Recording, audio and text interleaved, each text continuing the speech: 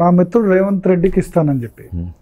So Revanth Reddy సంబంధించి మీకైతే మంచి ఫ్రెండే, ఆయన ముఖ్యమంత్రిగా ఉన్నారు కాంగ్రెస్ పార్టీ. కానీ ఆయన పార్టీకి పనిచేస్తా, నేను నా పార్టీకి పనిచేస్తా. మిత్రుడు అంటే పర్సనల్ వ్యక్తులు ఉండవచ్చు, కానీ రాజకీయంగా పోటాపోటీ. ఎందుకంటే రేవంత్ రెడ్డి అప్పుడు మీరు బీజేపీలోకి వెళ్ళేందుకు కూడా క్లియర్గా ఆపోజ్ చేశారు, మీరు ఉండండి కాంగ్రెస్ పార్టీలోనే ఉండండి అని కూడా. రేవంత్ రెడ్డి అపోజ్ చేయలేదు, నేను ఉంటే మంచిగా. రేవంత్ రెడ్డి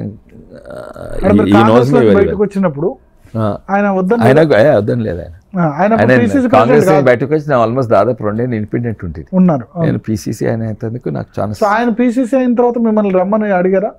ఆయన అడగలేదు, చాలా మంది అడిగారు. ఎందుకంటే ఆయనకు తెలుసు ఈ నోస్ విషయాన్ని అనుకుంటే ఆయనే వస్తాడు, బయట ఒత్తిడి పెడితే రాదని. Revanth knows me very well. ఆయన వ్యక్తిగతంగా నన్ను రమ్మని అడగలేదు.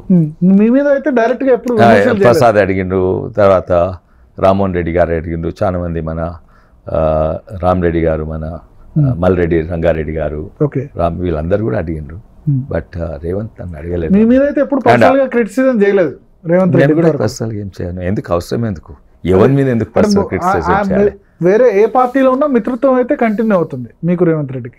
న్యాచురలీ అండి, అంటే ఇంకా కలవలేదు, ఎందుకంటే మేము కలుస్తాం అనుకోరు, ఇంకా మీరు దాన్ని ఓ పెద్దది ఇచ్చేస్తారు మీ మీడియా వాళ్ళే. మీ మీడియా వాళ్ళ భయానికి నేను కలవను, ఎలక్షన్స్ అయిపోయి తప్ప కలుస్తా. అసెంబ్లీ ఎలక్షన్స్ తర్వాత ఆ సందర్భంలో కూడా కలవలేదు? అసెంబ్లీ లేదు. ఎట్లా ఉందండి రేవంత్ పాలన? 4 నెలల పాలన ఎట్లా అనిపిస్తుంది? బిగినింగ్ చాలా మంచిగా ఉండే, ఇప్పుడు కూడా మంచిగా ఉంది. వ్యక్తిగతంగా ఎందుకు మాట్లాడదు కానీ, ఫస్ట్లీ ఆ బూతులు, ఆ చీప్ లాంగ్వేజ్ పోయింది. మళ్ళీ తెలంగాణ ప్రజలు అసెంబ్లీ ప్రొసీడింగ్స్ చూడబుద్ధి అవుతున్నది. ఇంకోటి ఎగ్జాక్ట్లీ ఆపోజిట్, పాత ప్రభుత్వం సంబంధాలు మంచిగా పెట్టుకున్నారు, గౌరవం ఇచ్చిండ్రు. అండ్ కేంద్ర ప్రభుత్వం కూడా ఈయన గౌరవం ఇచ్చింది. అండ్ ఎంతవరకు అంటే అది ఉంటే చాలా లాభమైంది. రేవంత్ రెడ్డి గారు పెద్దన్న అని బయట చెప్పుకుంటూ లోపల పోయి ఆయన గౌరవం ఇచ్చిండ్రు. అండ్ ఆయన ముంగడు కూడా బడీ బాయ్ అని కూడా చెప్పిండ్రు. అయితే మోడీ కూడా మంచి స్పందన ఇచ్చిండ్రు. ఇద్దరు మంచి పెట్టుకుంటారు. ఎందుకంటే రాష్ట్రంలో పాతైన ధనిక రాష్ట్రంను అప్పుల పాలు చేసి రేవంత్ రెడ్డి గారి చేతిలో చిప్పబెట్టిపోయినరు. చిప్పబెట్టుడే కాదుక ఆ పాతోళ్ళు 5 గ్యారెంటీలు 7 గ్యారెంటీలు ఇచ్చిండ్రు. ఈ చిప్పతోటి ఏం గ్యారెంటీలు చేస్తే ఏం లేదు. అయితే ఎవరు ఒకటే దిక్కు రేవంత్ రెడ్డి గారికి, అక్కడ పోతే ఏం చేయలేరు. అయితే మోడీ గారు తెలుసుకున్నారు, ఈయన పాతైన అప్పులు పాపాలు చేసుడే కాక అన్ని హద్దులు దాటి అప్పులు తీసుకున్నారు. FRBM హద్దులు దాటి తీసుకున్నారు, దాపెట్టి కూడా తీసుకున్నారు, అన్నీ తెలుసు. అయినా కూడా 9,000 కోట్లు అప్రూవల్ ఇచ్చిండు. అయితే అది చాలా పెద్ద కానుక రేవంత్ రెడ్డి గారికి, తెలంగాణ రాష్ట్రానికి ఇచ్చిండు. ఎందుకు? కానీ ఇది ఒక నేషనల్ పార్టీ, అన్నీ రేవంత్ రెడ్డి గారి చేతులున్నాయి. అసాధ్యమైన పథకాలు అనౌన్స్మెంట్ అయినాయి.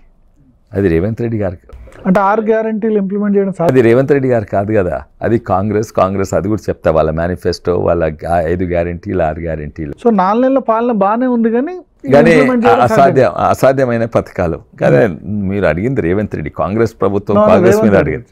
సో అది రేవంత్ రెడ్డి తప్పు కాదు. రేవంత్ రెడ్డి అడ్మినిస్ట్రేషన్ అయితే బాగానే ఉంది, మంచిదే ఉన్నది. కానీ 1-2 తప్పులు చేస్తుండ్రు. ఏమైంది సార్ అవి?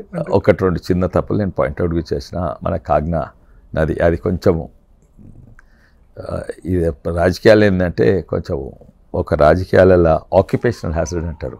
మనకు పవర్కి వస్తే రియాలిటీ నుంచి దూరం అవుతాము. అయితే అది అందరికి ఉంటుంది, మంచి వాళ్ళకు ఉంటుంది, చెడ్డ వాళ్ళకు ఉంటుంది, అంతుండే. అయినా అది కాదైతే, కానీ ఇప్పటి వరకు కాలేదు. కేసీఆర్ ఎట్లయినా ఒక చిన్న తప్పులు మేబీ కరెక్ట్ చేసుకుంటారు.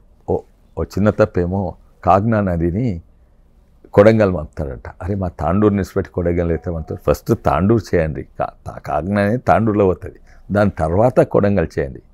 మీరు కొడంగల్ మీదైనా కూడా మీ సీఎం తాండూరు కూడా మొత్తం